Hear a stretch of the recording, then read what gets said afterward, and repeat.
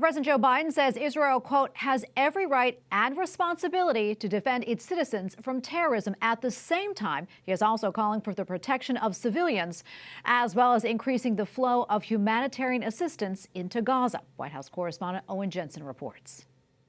Tracy, President Joe Biden also discussed in a phone call with Israeli Prime Minister Benjamin Netanyahu the ongoing efforts to locate and secure the release of hostages, including American citizens who remain unaccounted for.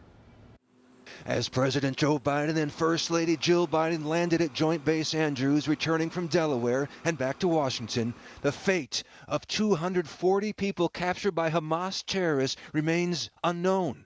These pictures showing the families of hostages meeting with Israeli Prime Minister Benjamin Netanyahu this past weekend. Bibi Netanyahu, shalom.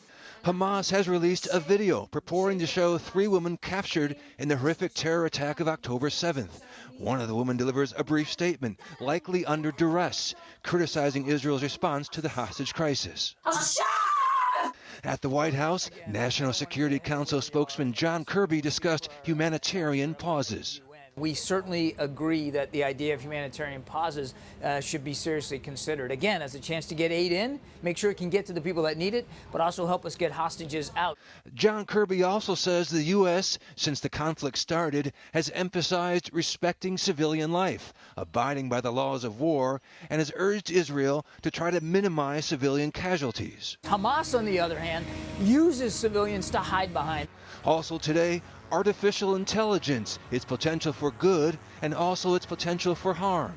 And at the White House, President Biden signing a sweeping executive order to guide its rapid development, including requiring safety and security standards and protecting consumers. I'm determined to do everything in my power to promote and demand responsible innovation.